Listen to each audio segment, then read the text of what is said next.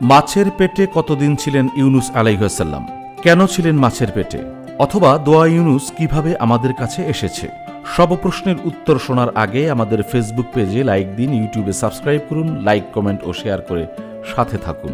ইউনুস আলাইহিসসালাম বর্তমানে ইরাকের মুসেল নগরীর নিকটবর্তী নিনুয়া জনপদের অধিবাসীদের প্রতি প্রেরিত হন। তিনি তাদেরকে তাওহীদের দাওয়াত দেন এবং ঈমান ও সৎকর্মের প্রতি আহ্বান জানান। কিন্তু তারা তার প্রতি অবাধ্যতা প্রদর্শন করে। বারবার দাওয়াত দিয়ে প্রত্যাখ্যাত হলে আল্লাহর হুকুমে তিনি এলাকা ত্যাগ করে চলে যান। ইতিমধ্যে তার কওমের উপরে আযাব নাজিল হওয়ার পূর্বাভাস দেখা দিল। জনপদ ত্যাগ করার সময় তিনি বলে গিয়েছিলেন যে 3 দিন পর সেখানে গজব নাজিল হতে পারে। তারা ভাবল নবী কখনো মিথ্যা বলেন না।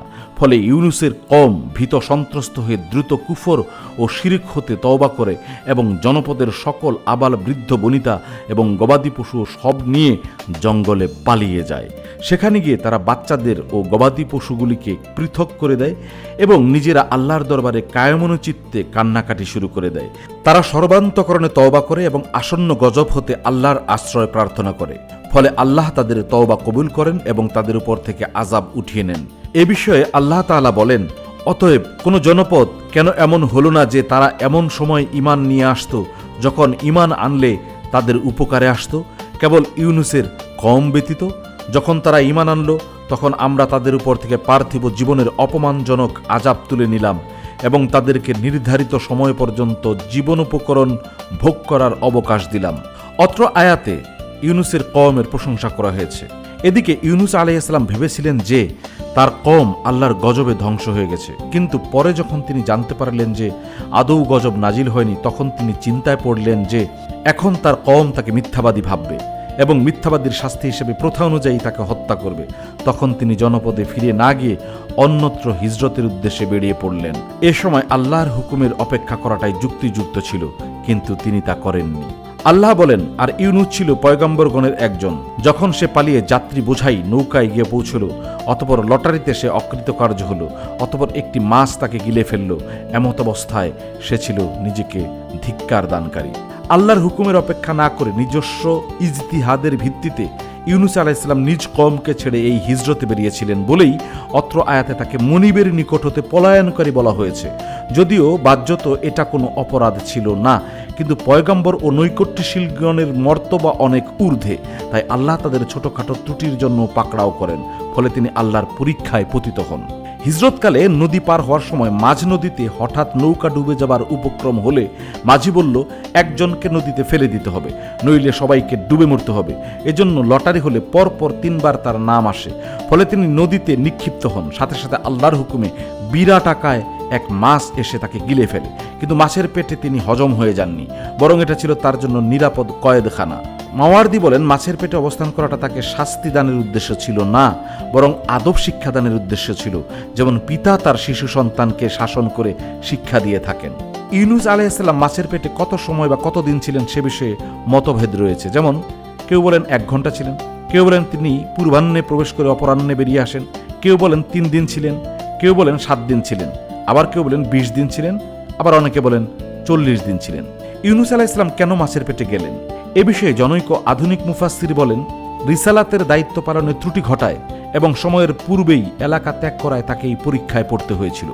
আর নবী চলে যাওয়ার কারণেই তার সম্প্রদায়কে আযাব দানে আল্লাহ সম্মত হননি। অথচ পুরো দৃষ্টিকোণটাই ভুল। কেননা কোনো নবী থেকেই তার নবুয়তের দায়িত্ব পালনের ত্রুটির কল্পনা করা নবীগণের নিষ্পাপত্বের আকীদার ঘোর বিপরীত। বরং 3 দিন পর আযাব আসবে, আল্লাহর পক্ষ হতে এরূপ নির্দেশনা পেয়ে তার হুকুমেই তিনি এলাকা ত্যাগ করেছিলেন। আর তার কওম থেকে আযাব উঠিয়ে নেওয়া হয়েছিল তাদের আন্তরিক তওবার কারণে, নবী চলে যাওয়ার কারণে নয়। যেভাবে ইউনুস আলাইহিসসালাম মুক্তি পেলেন। আল্লাহ বলেন, অতঃপর যদি সে আল্লাহর গুণগানকারীদের অন্তর্ভুক্ত না হতো তাহলে সে কিয়ামত দিবস পর্যন্ত মাছের পেটেই থাকত। অতঃপর আমরা তাকে একটি বিজন প্রান্তরে নিক্ষেপ করলাম। তখন সে রুগ্ন ছিল। আমরা তার উপর একটি লতা বিশিষ্ট বৃক্ষ উদ্গত করলাম এবং তাকে লক্ষ্য বা তার অধিক লোকের দিকে প্রেরণ করলাম। তারা ঈমান আনল। ফলে আমরা তাদেরকে নির্ধারিত সময় পর্যন্ত জীবন উপভোগ করার সুযোগ দিলাম। আলোচ্য আয়াতে কিয়ামত দিবস পর্যন্ত সে মাছের পেটেই থাকত, এর অর্থ সে আর জীবিত বেরিয়ে আসতে পারত না, বরং মাছের পেটেই তার কবর হতো এবং সেখান থেকেই কিয়ামতের দিন তাকে পুনরুত্থিত করা হতো। অন্যত্র ইউনুসের ক্রুদ্ধ হয়ে নিজ জনপদে ছেড়ে চলে আসা, মাছের পেটে বন্দী হওয়া এবং ওই অবস্থায় আল্লাহর নিকট ক্ষমা প্রার্থনা করা সম্পর্কে আল্লাহ বলেন, এবং মাছওয়ালা এর কথা স্মরণ করো, যখন সে আল্লাহর অবাধ্যতার কারণে লোকদের উপর ক্রুদ্ধ হয়ে চলে গিয়েছিল এবং বিশ্বাসী ছিল যে আমরা তার উপরে কোনরূপ কষ্টদানের সিদ্ধান্ত নেব না। অতঃপর সে ঘন অন্ধকারের মধ্যে আহ্বান করল, হে আল্লাহ, তুমি ব্যতীত কোনো উপাস্য নেই, তুমি পবিত্র, আমি সীমা লঙ্ঘনকারীদের অন্তর্ভুক্ত। অতঃপর আমরা তার আহ্বানে সাড়া দিলাম এবং তাকে দুশ্চিন্তা হতে মুক্ত করলাম, আর এভাবেই আমরা বিশ্বাসীদের মুক্তি দিয়ে থাকি। ইউনুস আলাইহিসসালাম উক্ত দোয়াই ইউনুস নামে পরিচিত। রাসূল সাল্লাল্লাহু আলাইহি সাল্লাম বলেন, বিপদগ্রস্ত কোনো মুসলমান যদি নেক মাকসুদ হাসিলের নিমিত্তে উক্ত দোয়া পাঠ করে তবে আল্লাহ তা কবুল করেন। রাসূল সাল্লাল্লাহু আলাইহি সাল্লাম বলেছেন, তোমরা আল্লাহর নবীগণের মধ্যে মর্যাদার তারতম্য করো না। আর কোনো বান্দার জন্য এটা বলা উচিত নয় যে আমি ইউনুস বিন মাত্তার চাইতে উত্তম। কুরতুবীর ব্যাখ্যায় বলেন, আল্লাহ রাসূল সাল্লাল্লাহু আলাইহি সাল্লাম এটা এজন্য বলেছেন যে তিনি যেমন মিরাজে সিদরাতুল মুনতাহায় আল্লাহর নিকটবর্তী হয়েছিলেন নদীর অন্ধকার গর্ভে মাছের পেটের মধ্যে, তেমনি আল্লাহ ইউনুস আলাইহিস সালামের নিকটবর্তী হয়েছিলেন। বস্তুত এটা ছিল রাসূলের নিরহংকার স্বভাব ও বিনয়ের বহিঃপ্রকাশ মাত্র। উপরোক্ত আয়াতসমূহে প্রতীয়মান হয় যে ইউনুস আলাইহিস সালাম মাছের পেটে থাকার পরে আল্লাহর হুকুমে নদীতে নিক্ষিপ্ত হন।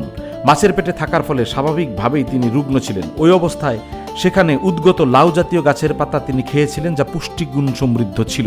অতঃপর সুস্থ হয়ে তিনি আল্লাহর হুকুমে নিজ কওমের নিকট চলে যান, যাদের সংখ্যা 1,00,000 বা তার বেশি ছিল। তারা তার উপরে ঈমান আনল, ফলে পুনরায় শিরকি কর্মকাণ্ডে লিপ্ত না হওয়া পর্যন্ত আল্লাহ তাদেরকে অনুগ্রহ করেন এবং দুনিয়া ভোগ করার সুযোগ দেন। মহান আল্লাহ যেন আমাদের জীবনের সব পরীক্ষায় উত্তীর্ণ হয়ে ওনার সন্তুষ্টি অর্জনে আমাদের তৌফিক দান করেন। আমিন।